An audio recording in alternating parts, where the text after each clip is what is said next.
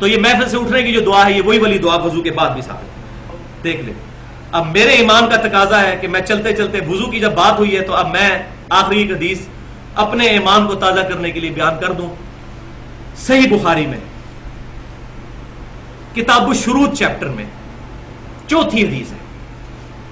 سیدنا اربا بن مسعود رضی اللہ تعالیٰ عنہ جو اس وقت تک مسلمان نہیں ہوئے تھے، صلح حدیبیہ کے موقع پر وہ کافروں کی طرف سے ایجنٹ بن کر نبی صلی اللہ علیہ وسلم کے پاس آئے، اور جو کچھ پھر انہوں نے دیکھا وہ وجد آمیز منظر ہے.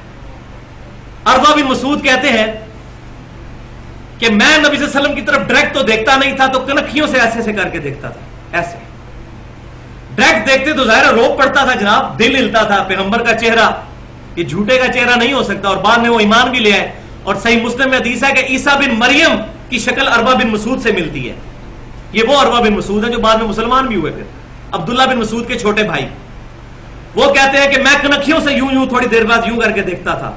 کہتے ہیں اللہ کی قسم میں بڑے بڑے بادشاہوں کے دربار میں گیا، میں نے کسی بھی بادشاہ کی اتنی تعظیم نہیں دیکھی جتنی محمد صلی اللہ علیہ وسلم کے اصحاب محمد صلی اللہ علیہ وسلم کی کرتے ہیں.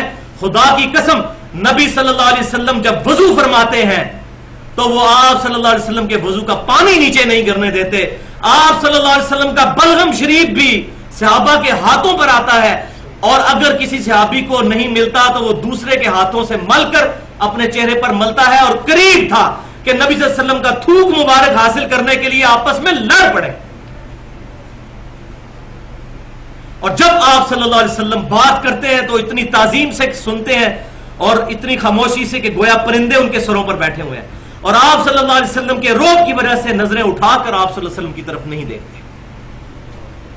کہتے ہیں میں بڑے بڑے بادشاہوں کے دربار میں گیا لیکن کسی کی ایسی عزت میں نے نہیں دیکھی. لیکن آج وہ بدبخت بھی ہیں کہ جنہوں نے اپنے صوفیاء اور بزرگوں کے بارے میں چیزیں منسوب کی ہیں، ان کے وضو کا پانی اور جھوٹا پیتے ہیں اور اس کو کمپیئر کرتے ہیں نبی صلی اللہ علیہ وسلم کے ساتھ.